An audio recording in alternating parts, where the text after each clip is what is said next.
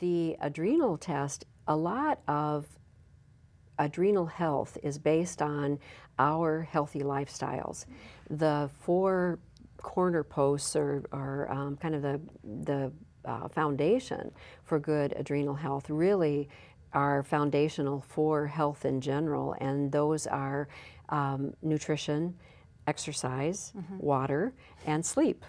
So it sets the stage for some of the teaching that we do, and those are things that we all need to be paying attention to.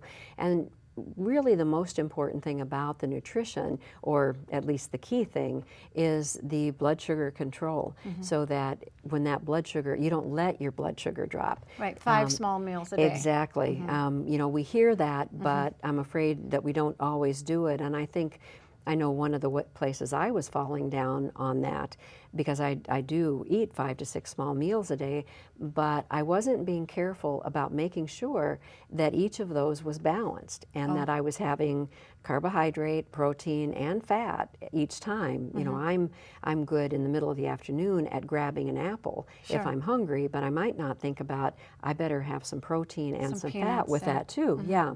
You know, some almonds or a stick of string cheese or just something else that makes that balanced. So the steadier you can keep your blood sugar, the less stressed your adrenal glands are.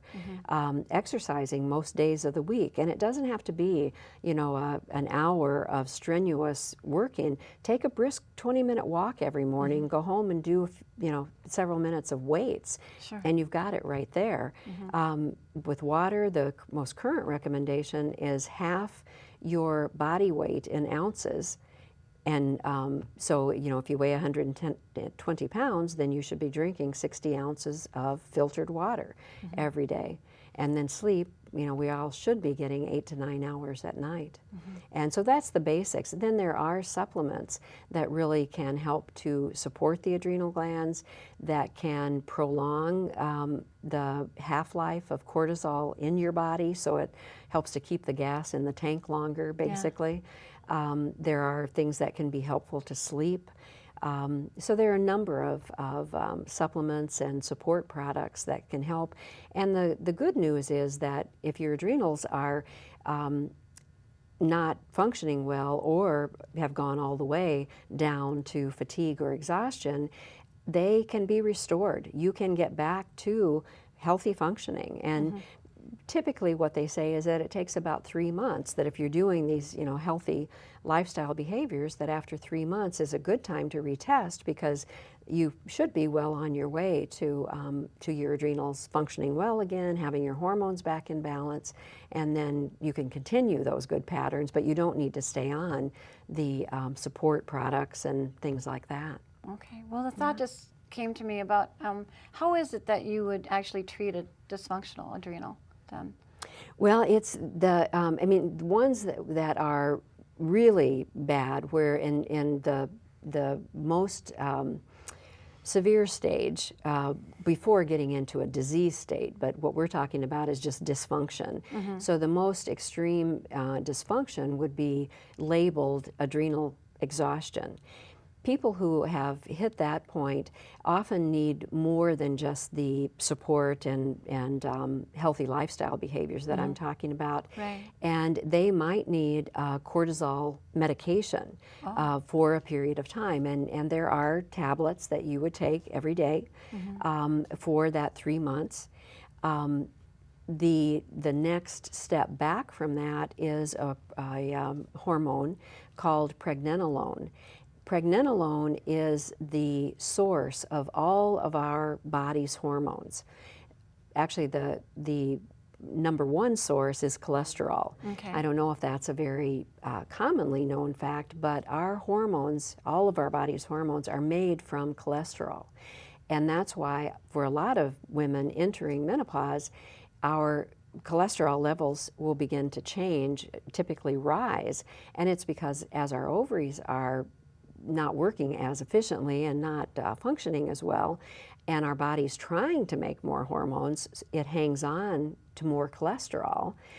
But our ovaries can't respond because they're not working as well, but our cholesterol goes up a little bit. the cholesterol is really important to both the sex hormones and the cortisol, because that's the basic ingredient. It's what our body uses to make all the hormones. But the next step, so that if you want to, I mean, you need to have a healthy cholesterol. You don't want to be on medications that press it all the way down to, to a crazy level. Cholesterol is important. So if your levels are not bad enough that you actually need to take cortisol medication, then the first step hormone in hormone production is pregnenolone, and so you may supplement that for 3 months.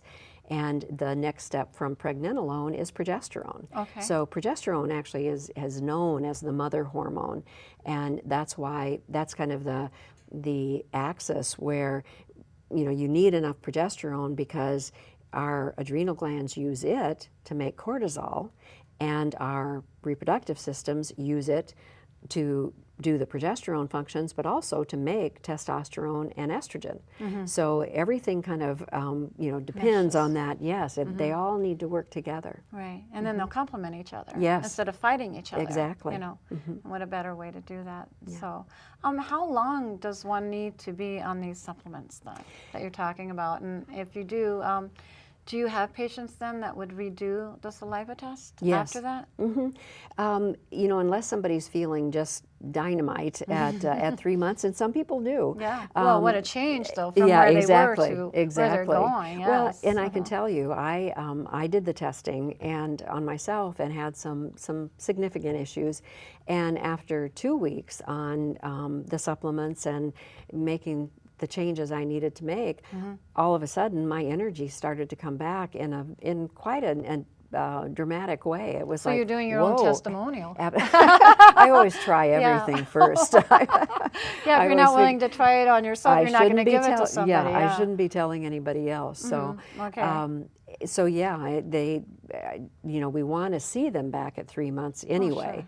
But unless they're feeling dramatically better, then I often would recommend retesting so that we at least are confident that they're moving in the right direction.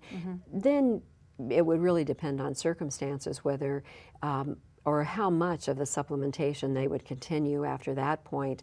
And then we would just decide that as we went along. With the hormone replacement, I'm of the opinion, and have been for many years, that most women are really much better off on hormones than not. The majority of women, or for the majority of women, the risks far outweigh, said that wrong. The benefits far outweigh the risks. The risks are very small, and they're very overblown in the press and in many medical offices. If you really look at the current research, what we know about hormones and when you should start them and how they should be used, and you're using bioidenticals, then what you're doing by continuing on them is continuing good health. You're keeping your body functioning as it was intended to function. Wow, that's fabulous. And that's why we brought you on the show, but we ran out of time. Oh my goodness. So I guess I want to thank you for coming on. Thank you so much for allowing me to. Yeah, that was great. So, and please tune in for my other shows of Knowledge for Wellness, being televised throughout the 92 communities on the Twin Cities area. Or view my website at www.knowledgeforwellness.com. I hope we have benefited you and your loved ones. Until next time, be well. Goodbye.